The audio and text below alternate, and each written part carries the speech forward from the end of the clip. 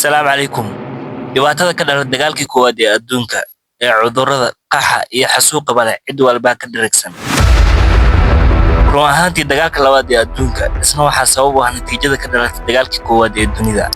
Taasina cidina loo sheegi maayo. Ma ogtahay dagaalkii koowaad ee dunida inuu u dhexeeyay rag qaraabo wada ah. Queen Victoria waa hooyada dhashay labada dagaal ee dunida. Haddaba sidee boqoradii Ingiriiska Queen Victoria carruur badan bay dhashay, laakiin saddex ka mid ah aan kuu sheego.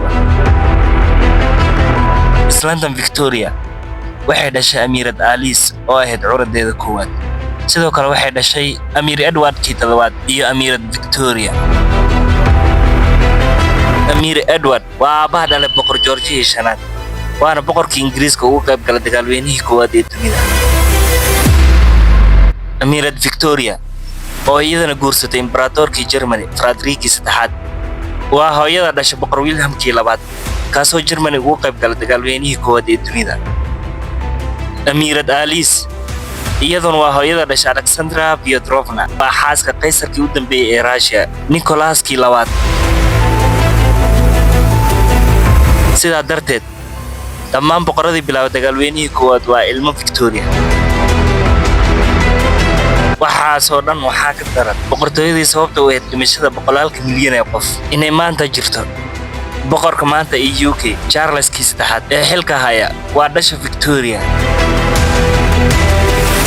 sidoo kale gabadhfalladii ay boqortooyadan geysatay waxaa ka mid ahaa gumaadkii hindidii cascaseed ee ku noolayd Ameerika iyo duulaanadii Saliibiyiinta ee lagu soo qaaday dhulalkii Islaamka.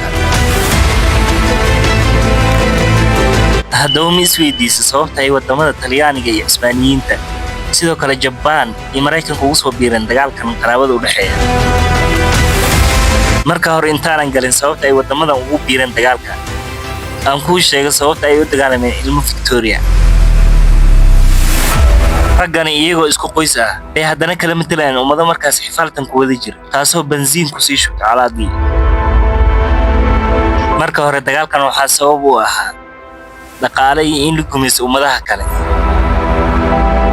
Russia oo ahayd boqortooyada ugu ballaaran Yurub ayaa waxay mar qura aragtay awood cusub oo Yurub ka dhalata.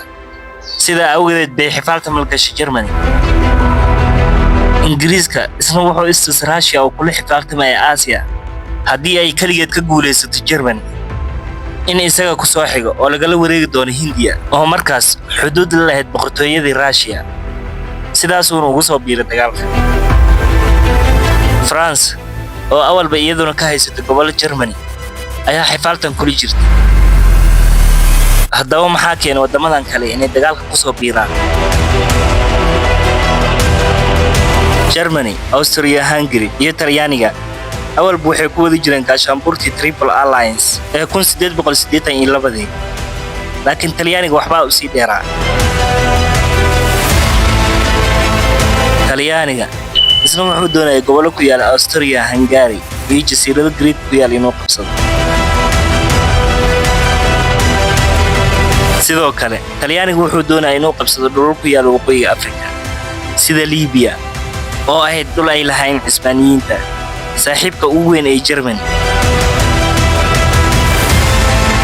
sidaa darteed uu ballanqaaday u kaalay Ingiriiska iyo Faransiiska muusan dhaqan gelin gaashaanbuurtii Triple Alliance. haddaba inakeen aan isla eegno sababta ay Isbaaniyiintu ugu biirtay dagaalweynihii koowaad ee dunida.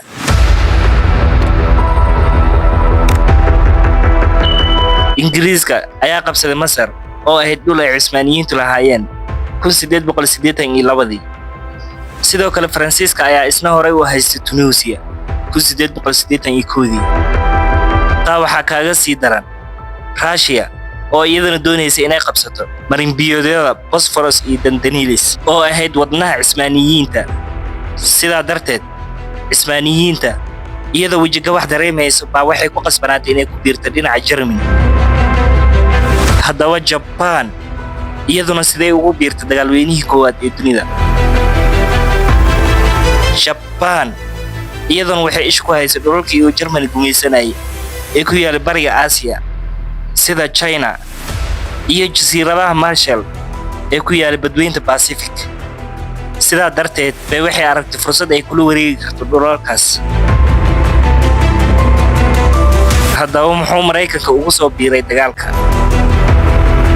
Maraykanka ayaa helay telegraph ay Germany u dirtay Mexico, kaasoo Germany ugu ballan qaaday Mexico haddii ay dagaalka ku soo biirto inuu soo celin doono California iyo Arizona, sidoo kale New Mexico iyo Texas oo ah gobollo ku yaala galbeedka Maraykanka.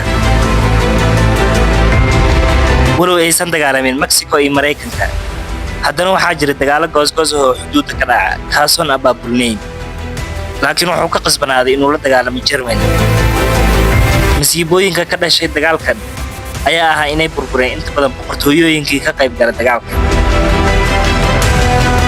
sida boqortooyadii Russia oo ay burburtay 1917 iyo boqortooyadii Austria-Hungary oo iyadana burburtay 1918. waxaa kaloo burburay boqortooyadii Germany 1918. sidoo kale waxaa burburay boqortooyadii Cismaaniyiinta 1922. laakiin waxaa badbaaday boqortooyadii Japan oo soo gaartay 1947. sidoo kale waxaa badbaaday boqortooyadii Ingiriiska oo ahayd tan keliya ilaa maanta dhisan. dagaalweynihii labaad ee dunida isna waa natiijada ka dhalatay dagaalkii koowaad ee dunida.